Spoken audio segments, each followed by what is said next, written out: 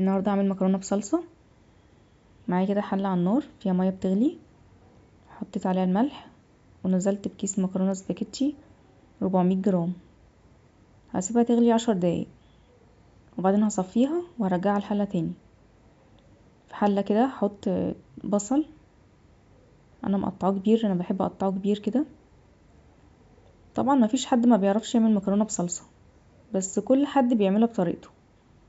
انا احب انوع دايما، يعني احب دايما ان كل مره اعمل الاكل بطريقه مختلفه، ودي تقريبا افضل طريقه عملتها بيها.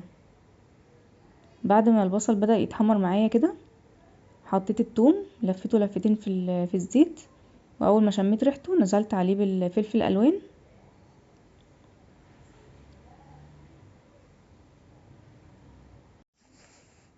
صلصة المكرونة طبعا لازم تبقى تقيلة، يعني لو هحط مثلا 400 جرام طماطم في الخلاط هحط عليها كوبايه الا ربع ميه بحيث ان هي تبقى تقيله. لو تقلت معايا زيادة عن اللزوم هخفها بميه عادي، انما لو خفيفه مش هعرف اعالجها. هنزل اهو بالطماطم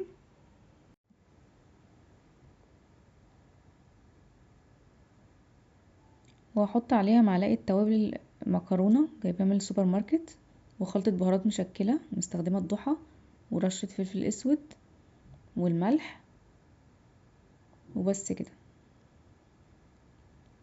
هقلبها بقى وهسيبها تغلي وتتسبك، يعني 10 دقايق مثلا.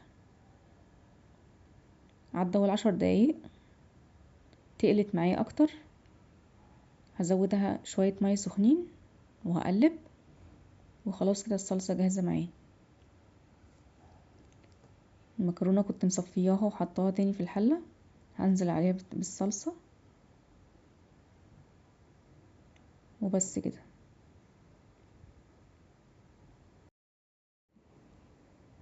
ميكس بقى الخضار ولا ميكس التوابل دي بقى عطشه ريحه تحفه.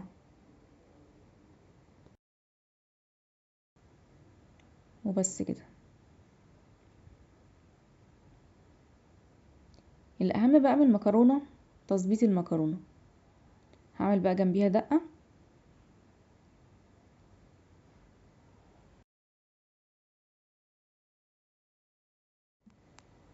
معايا طماطمية صغيره، نص ليمونه وتوم وشطه وكزبره وكمون وملح. هقطع الطماطم حتت صغيره خالص كده،